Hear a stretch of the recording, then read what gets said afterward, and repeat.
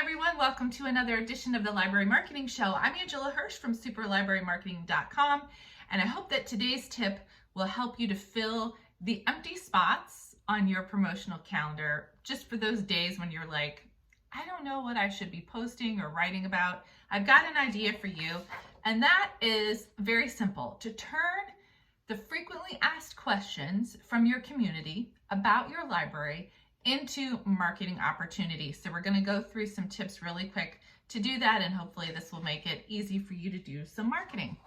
So the first step, of course, is to actually start collecting your frequently asked questions. You would be surprised how many libraries don't do this.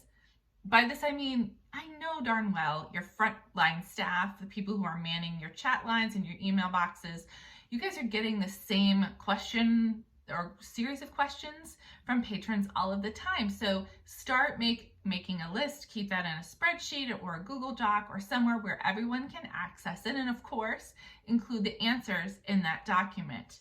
This is not only going to be helpful for marketing, but also for your staff, especially new staff as they're being onboarded. They're going to be able to see what things library patrons ask about most and the answers. So that's a secondary benefit to doing this.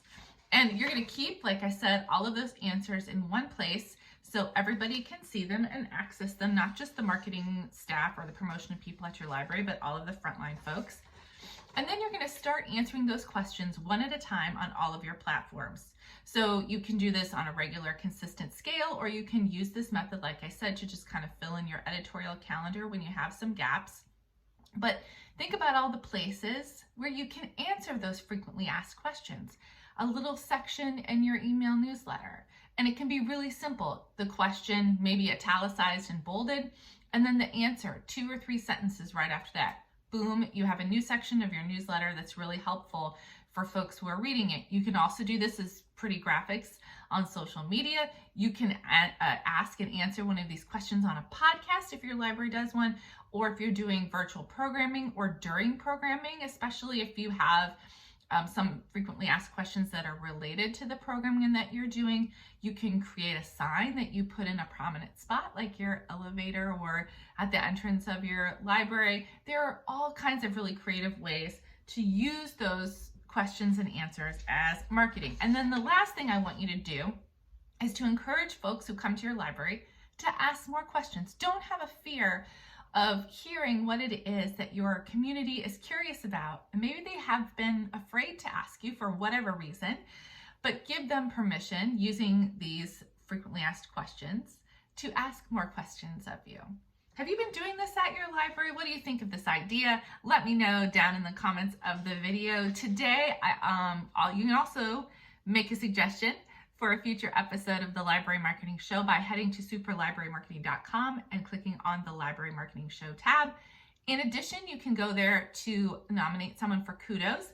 I'd like to thank Mary Ann of, I think it's the Grosse Pointe Library today, for nominating today's kudos. This is Eileen Button of the Genesee Public Library.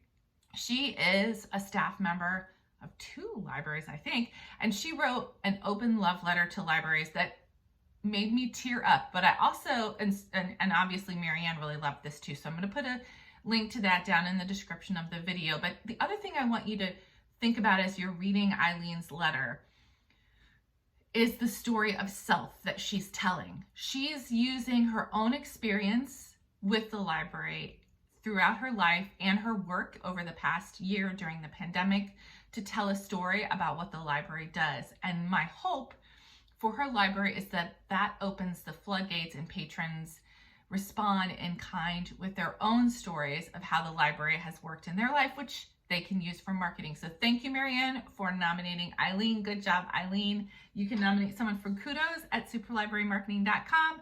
Let me know what you think of the series. If you haven't subscribed yet, I would love for you to do so. Thanks for watching. I'll see you next time.